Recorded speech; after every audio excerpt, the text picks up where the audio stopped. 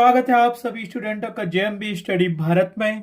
तो आज हम स्टडी करते हैं अंगद सर के साथ कक्षा 9वीं की गणित के अध्याय 8 चतुर्भुज का।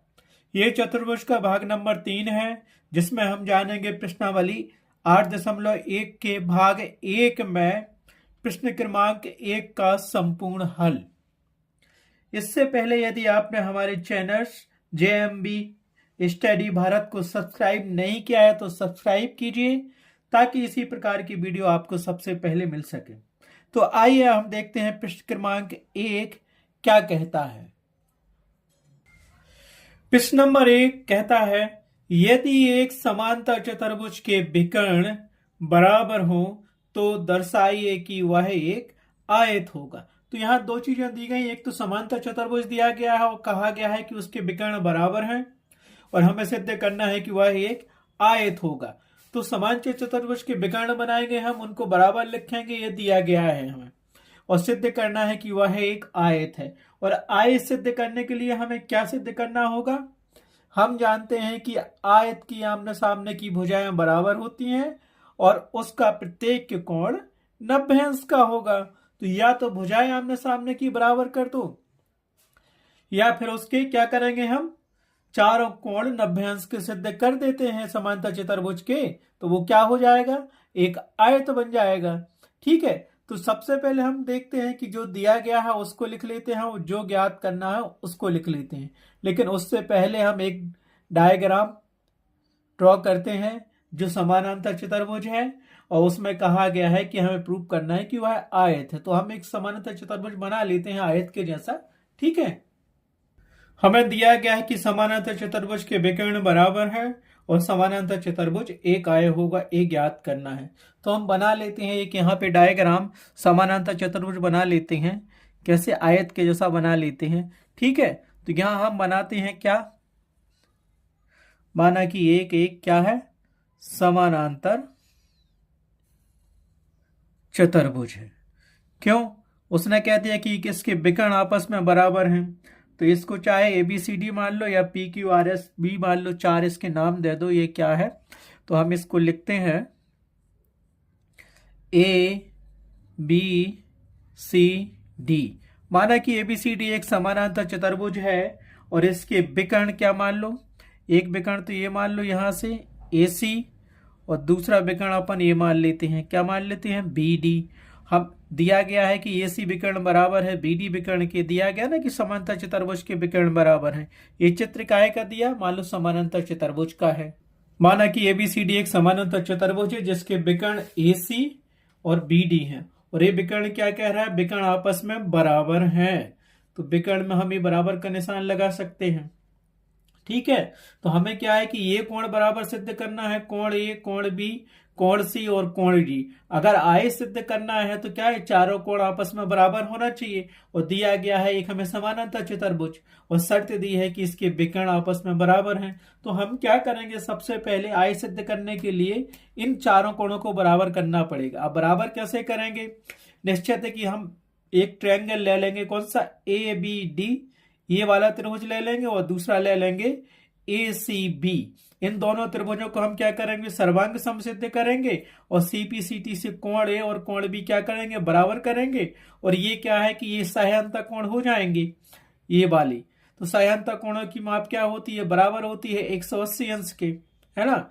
तो हम इसको प्रूव कर सकते हैं कि कोण A बराबर कोण B आ जाएगा CPCT से, सर्वांग समता से। फिर इसी प्रकार हम क्या करेंगे, अभी ये त्रिभुज लिया था और दूसरा हमने ये वाला त्रिभुज लिया था। अब त्रिभुज लेंगे हम A वाला, फिर ये ADC और BDC, ये वाला त्रिभुज। तो उससे कोण D और कोण C बराबर हो जाएंगे, और हम सिद्ध करेंगे कि चारों कोण क्या है, 90 अंश के हैं, बराबर हैं। तो सिद्ध हो जाएगा कि यह एक आयत है। आया समझ में? तो हम यहाँ पे क्या सिद्ध करेंगे, सबसे पहले तो लिख लो जो हमने रचना की है। माना कि ABCD एक क्या है, समानांतर चतुर्भुज है जिसमें विकर्ण AC और BD बराबर है, और हमें ज्ञात करना है कि ABCD एक आयत होगा। आयत ज्ञात करने के लिए कोण A बराबर कोण B बराबर कोण C बराबर कोण D करना पड़ेगा। ठीक है, आया समझ में? समझ लिया तो उसको आराम से जमा सकते हैं। ठीक है, तो क्या किया हमने, रचना की। माना कि ABCD एक क्या है, एक समानांतर चतुर्भुज है ABCD एक समानांतर चतुर्भुज है जिसमें विकर्ण AC बराबर है विकर्ण BD के, और AC और BD यहाँ पे दो विकर्ण हैं। तो जो दिया गया था लिख लो, इसीलिए रचना तो हो गई। अब हमें क्या करना है, इसीलिए क्या करेंगे हम, विकर्ण हमें दिया गया है, क्या दिया गया है, विकर्ण, दो विकर्ण दिए गए हैं, क्या दिए हैं, AC विकर्ण बराबर है BD विकर्ण के। इसको समीकरण 1 दे दो, ठीक है, मान लिया। अब हमें ज्ञात क्या करना था, ABCD एक आयत होगा, यही सिद्ध करना है। तो ABCD एक समानांतर चतुर्भुज है, तो उसको हमें आयत सिद्ध करना है। तो सिद्ध क्या करना पड़ेगा आयत के लिए हमें, अब आयत में क्या होता है कि आयत में आमने सामने की भुजाएं बराबर होती हैं। तो यहां से क्या होगा, AB भुजा बराबर होगी CD के, और AD भुजा बराबर होगी BC के, और आयत के विकर्ण AC बराबर BD होते हैं। लेकिन इसमें तो विकर्ण बराबर दिए हैं, तो हमें दो चीजें तो ज्ञात करनी पड़ेंगी। और दूसरा, अगर इसके कोण हम 90 डिग्री के चारों कोण प्रूव कर देते हैं तो सिद्ध हो जाएगा कि ABCD एक आयत है। तो जो हमें सिद्ध करना है उसको लिख लो, जो तो हमें दिया गया था। अगर विकर्ण बराबर है तो हम लिख सकते हैं, समानांतर चतुर्भुज दिया गया, ABCD एक समानांतर चतुर्भुज है, और विकर्ण बराबर हमें दिया था ये। और समानांतर चतुर्भुज में क्या होता है, आमने सामने की भुजाएं बराबर होती हैं, ठीक है, क्योंकि ये समानांतर चतुर्भुज है ABCD, तो उसमें क्या होगा, आमने सामने की भुजाएं अपनी क्या होंगी, बराबर होंगी। ये हमें दिया गया है, विकर्ण बराबर दिया था, और समानांतर चतुर्भुज में हम क्या जानते हैं, ये आमने सामने की भुजाएं क्या होती हैं, बराबर होती हैं। तो इसको भी लगा लो। तो ये बाम AB भुजा बराबर होगी CD भुजा के, बा ये भी भुजा बराबर है CD के, और AD भुजा बराबर है BC के, और AD भुजा बराबर है BC के। इस पूरे को समीकरण नंबर 2 मान लो। आया समझ में, क्योंकि समानांतर चतुर्भुज है ना, रीजन भी दे सकते हो, क्योंकि ABCD क्या है, रीजन, क्योंकि ABCD क्या है, ABCD एक समानांतर चतुर्भुज है, समानांतर चतुर्भुज है, ठीक है। समानांतर चतुर्भुज है तो क्या है, उसमें आमने सामने की भुजाएं वे बराबर होती हैं, और एक शर्त दी थी कि विकर्ण भी बराबर है। चीजें मिल गई। अब जो हमें सिद्ध करना है, सिद्ध क्या करना है कि ABCD एक क्या होगा, ABCD एक आयत होगा। इतना तो समझ में आ गया। अब क्या करेंगे, हम यहाँ पे दो त्रिभुज लेंगे, एक ये त्रिभुज लेंगे, कौन सा, ABD, ए वाला त्रिभुज। तो यहां से ये कोण मिल जाएगा। दूसरा लेंगे हम, क्या लेंगे, दूसरा त्रिभुज लेंगे हम AC, मतलब ABC। एक बार में हमने ABC त्रिभुज लिया, फिर दूसरी बार में हमने क्या लिया, ABD त्रिभुज लिया। इन दोनों त्रिभुजों को हम क्या करेंगे, सर्वांग सम सिद्ध कर देंगे। इससे कोण A और कोण B, और मिल जाएगा हमें आपस CPCT से क्या मिल जाएंगे, ये बराबर कर लेंगे हम CPCT से। समझ गए ना, ठीक है। तो यहां हमें ये दिया था, ये समानांतर चतुर्भुज, इसमें हम दो त्रिभुज लेंगे। कौन कौन से त्रिभुज लेंगे, एक तो त्रिभुज ये ले लो, ABD वाला त्रिभुज। तो ABD वाला त्रिभुज हमारे पास ये मिल गया, ये त्रिभुज हो गया ABD, ठीक है। दूसरा त्रिभुज ले लेते हैं ABC। दूसरा त्रिभुज हम क्या लेंगे, ABC। तो ABC, ठीक है, ले लिया हमने, क्योंकि ये भुजा बराबर है इसके बराबर है, समझ गए, और ये विकर्ण बराबर है इस विकर्ण के बराबर। दूसरी बात, ये भुजा दोनों में कॉमन दिख रही है, ये भी भुजा दोनों त्रिभुजों में। तो इसमें क्या करेंगे, हम सर्वांग समता सिद्ध करेंगे, फिर कोण A और कोण B CPCT से बराबर कर देंगे, ठीक है। तो ये सिद्ध हो जाएगी, ये दोनों त्रिभुज क्या है, सर्वांग सम है। आया समझ में, इरप में समझा दिया। अब यहां जमाते हैं। अब हम यहां पे क्या लिखेंगे, त्रिभुज ABD और त्रिभुज ABC में सर्वांग समता सिद्ध करनी हमको। तो हम लेते हैं अब दो त्रिभुज, एक त्रिभुज लेते हैं ABD, दूसरा ABC। इन दोनों त्रिभुजों को क्या करेंगे, सर्वांग सम सिद्ध करेंगे। अब सर्वांग सम सिद्ध करने के लिए क्या करेंगे, हमें यहाँ पे क्या दिख रहा है तुम्हें इन दोनों त्रिभुजों में, इन दोनों त्रिभुजों में हमें दिख रहा है, क्या दिख रहा है आप बताइए। सबसे पहले क्या दिख रहा है, कॉमन क्या है, ए बी कॉमन है, ए बी कॉमन है, तो यहां लिख देते हैं सर्वांग सम त्रिभुज जब कॉमन होते हैं, क्योंकि में क्या करेंगे हम, क्योंकि ए बी बराबर है ए बी के, और इसको हम हिंदी में लिखते हैं उभयनिष्ठ। दोनों त्रिभुजों में उभयनिष्ठ भुजा है तो इसको लिख दिया उभयनिष्ठ। एक हो गई। सर्वांग सम सिद्ध करने के लिए 3 चीजें चाहिए पड़ती हैं। अब उसमें और क्या दिख रहा है, देखो भुजा ए डी बराबर है भुजा बीसी भुजा के बराबर है, क्योंकि ए डी भुजा बराबर है बीसी भुजा के, दिख ही रहा है त्रिभुज ए बी, ए डी भुजा बराबर है बीसी के, क्योंकि हम जानते हैं हमें दिया गया था, क्या दिया गया था, जब 2 त्रिभुज हम लेंगे तो हमारे पास क्या मिल गया, आप ही बताइए क्या होता है ये समानांतर त्रिभुज में क्या होता है। हम पहले ही लिख चुके ए डी बराबर बी सी की है समीकरण 2 से, या तो समीकरण 2 लिख दो, या हम जानते हैं कि समांतर चतुर्भुज में आमने सामने की भुजाएं बराबर होती हैं। ए बी सी डी एक क्या समानांतर चतुर्भुज है, तो ये भुजा इसके बराबर होगी और ये भुजा इसके बराबर होगी, और यहाँ तो विकर्ण भी बराबर दिए हुए हैं, तो हम यहाँ क्या लिख सकते हैं, समीकरण 2 से, यहां लिख दो समीकरण 2 से, या फिर सीधा लिख दो क्योंकि समानांतर चतुर्भुज में आमने सामने की भुजाएं बराबर होती हैं। अब बचा क्या, विकर्ण, तो समीकरण 1 में हमें ए सी बराबर बी डी, ये बी डी विकर्ण दिया है और ये ए सी विकर्ण दिया है, ये विकर्ण भी इसमें हमें बराबर मिल गए, तो हमने क्या लिख दिया, ए सी विकर्ण बराबर है, या बी डी विकर्ण बराबर है ए सी विकर्ण के।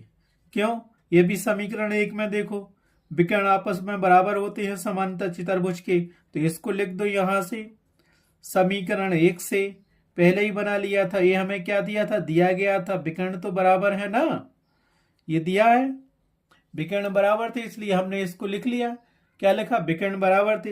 अतः हम क्या कह सकते हैं, जब 3 चीजें हमें मिल गई इन दोनों त्रिभुजों में कॉमन, तो हम लिख देंगे कि त्रिभुज ए बी डी सर्वांग सम है त्रिभुज ए बी सी के।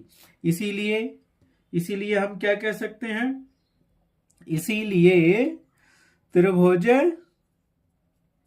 ए बी डी सर्वांग सम है त्रिभुज ए बी सी के। सर्वांग समता के किस नियम से, देखो पहले हमने क्या किया कि ए बी भुजा कॉमन है, फिर हमने लिया कि क्या ए डी भुजा बीसी भुजा के कॉमन है, फिर बी डी जो विकर्ण था ए सी विकर्ण कॉमन है, तो ये क्या लिखेंगे, त्रिभुज ए बी डी और त्रिभुज ए बी सी सर्वांग सम होंगे सर्वांग समता के किस नियम से, तो लिख सकते हैं हम यहां पे, बताओ, सर्वांग समता के एस एस एस सर्वांग समता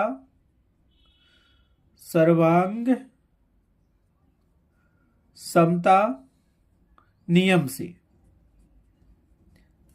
भुजा सर्वांग समता नियम से ये दोनों त्रिभुज क्या हो गए, आपस में सर्वांग सम हो गए। जब ये दोनों त्रिभुज सर्वांग सम हो गए तो हम सीपीसीटी से कह सकते हैं कि कोण ए बराबर होगा कोण बी के। ठीक है, कह सकते कि नहीं कह सकते। इसीलिए सीपीसीटी से हम क्या कह सकते हैं, क्या कह सकते हैं, कोण ए बराबर है कोण बी के, ए वाला कोण बराबर होगा इस कोण के। काहे से आ गया ये, सीपीसीटी से। अर्थात जब 2 त्रिभुज सर्वांग सम होते हैं तो उसके सर्वांग सम अवयव समान होते हैं, तो लिख देंगे सीपीसीटी से, सीपीसीटी से। ये दोनों त्रिभुज क्या हो गए, ये दोनों कोण क्या हो गए, बराबर हो गए। तो समीकरण 1 2 था, इसको हमने क्या मान लिया, समीकरण 3। समीकरण 3 से कोण ए बराबर हो गया कोण बी के। अब हम क्या जानते हैं, ये वाला देखो है तो ये समांतर चतुर्भुज, लेकिन यहां वाला कोण ये मिलेगा, ये वाला कोण और ये वाला कोण क्या कहलाते हैं, सहायता कोण कहलाते हैं, है ना। समांतर चतुर्भुज के अंदर ये भी सहायता कोण कहलाते हैं। तो कोण ए और कोण बी, और हम जानते हैं कि सहायता कोणों की माप क्या होती है, दो सहायता कोणों की माप 180 अंश के बराबर होती है। दोनों को जोड़ते हैं तो हम क्या जानते हैं, बताइए आप। क्योंकि हम जानते हैं कोई इंटीरियर एंगल से। अब तो यहां लिख लो, अब सह अंतः कोणों से हम जानते हैं, अब सह अंतः कोणों से हम जानते हैं, क्योंकि अब जानते हैं सायंता कोण क्या मिल गए, ए वाला कोण इसके अंदर और ए वाला त्रिभुज इसके अंदर, ये दोनों कोण क्या है, सायंता कोण कहलाती हैं, या अंता कोण भी कह सकते हैं। दोनों कोणों की माप कितनी होती है, 180 अंश के बराबर होती है। सो कोण ए प्लस कोण बी बराबर हमें क्या मिल जाएगा, 180 अंश मिल जाएगा। ये हम जानते हैं सह अंता कोण से। तो हम जानते हैं समीकरण, देखो समीकरण 3 में कोण ए बराबर कोण बी है। सो चाहे कोण ए बराबर कोण बी रख दो या कोण बी बराबर कोण ए रख दो। इसको समीकरण नंबर हमने क्या बना लिया, 4 बना लिया। अब समीकरण और 3 और 4 से आपको क्या मिल रहा है यहां पे लिख दो। इसीलिए समीकरण इसीलिए समीकरण 3 और समीकरण 4 से यहां से क्या मिलेगा, कोण ज्यों का त्यों लिखा रहने दो, ये कोण ए मिल गया, प्लस किया कोण बी बराबर रख दिया कोण ए, क्योंकि समीकरण 3 में कोण ए बराबर कोण बी है, तो इसको हमने लिख दिया कोण बी को कोण ए, और बराबर 180 अंश है क्योंकि दो सहायता कोण है। तो यहां से इन दोनों को जोड़ देंगे तो हमें क्या मिलेगा, अर्थात कोण ए और कोण ए को जोड़ेंगे तो 2 इंटू कोण ए मिल जाएगा, दो कोण ए मिल गए, और बराबर अपने पास आ गया 180 अंश डिग्री। 180 अंश आ गया तो यहां से क्या मिल गया, कोण ए बराबर मिल गया 180 अंश बटे 180 अंश बटे कितना होगा, 2 का भाग चला गया, 2 एकम 2, 2 इनाम 18, तो ये कितना मिल गया, 2 से 90 बार कट गया।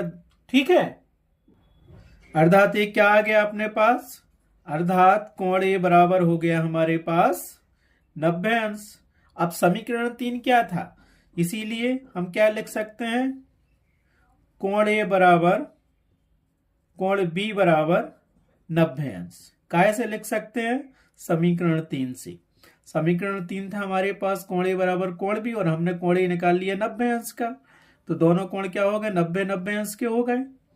अब यहां आप देखिए दोनों कोण 90 अंश के हो गए, ये 90 अंश का, ये 90 अंश का हो गया। इसी प्रकार हमने ये त्रिभुज लिया था, ये वाला त्रिभुज और ये वाला त्रिभुज। अब क्या करेंगे, हम ये ऊपर वाला त्रिभुज ले लेंगे और ये ऊपर वाला ले लेंगे, तो कोण सी और कोण डी को 90 डिग्री के इक्वल हम प्रूव कर लेंगे। तो हम पूरा प्रूव करने की जरूरत नहीं है, हम सिर्फ यहां लिख सकते हैं। इसी प्रकार हम सिद्ध कर सकते हैं कि कोण सी बराबर होगा कोण डी के, है ना, तो यहां लिख लो। इसी प्रकार हम सिद्ध कर सकते हैं, इन दो त्रिभुजों को लेंगे, कौन कौन से त्रिभुज, देखो त्रिभुज ए वाला त्रिभुज,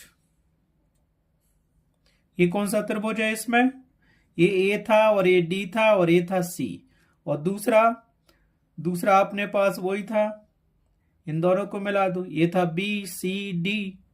सो बी सी डी, इन दोनों त्रिभुजों में हम क्या करेंगे, ये भुजा तो कॉमन हो जाएगी डी सी, ये भुजा इसके समानांतर थी, और विकर्ण क्या है, समानांतर दिए ही हैं दोनों के, ए सी बराबर है बी डी के विकर्ण, तो इन दोनों को सर्वांग सम सिद्ध करेंगे, और सीपीसीटी से हो गया कोण डी बराबर कोण सी, और सायंता कोण से जानते हैं दोनों कोणों की माप क्या होती है, सायंता कोण की 180 अंश के बराबर।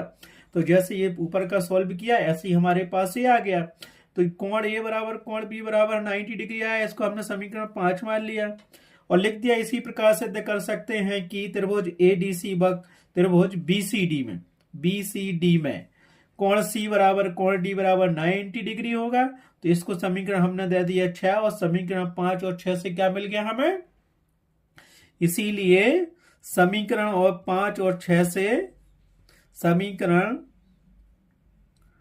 5 बा समीकरण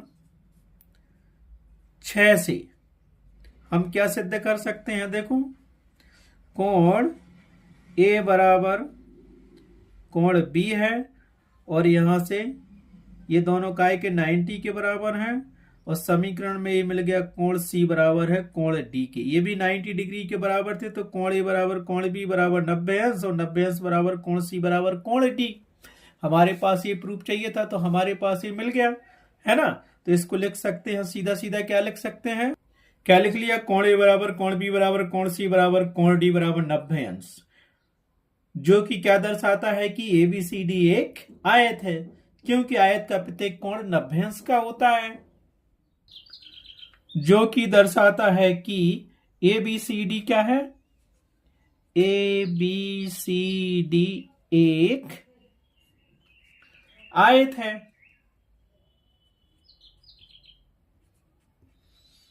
आयत है, क्यों, क्योंकि आयत का प्रत्येक कोण 90 अंश का होता है, क्योंकि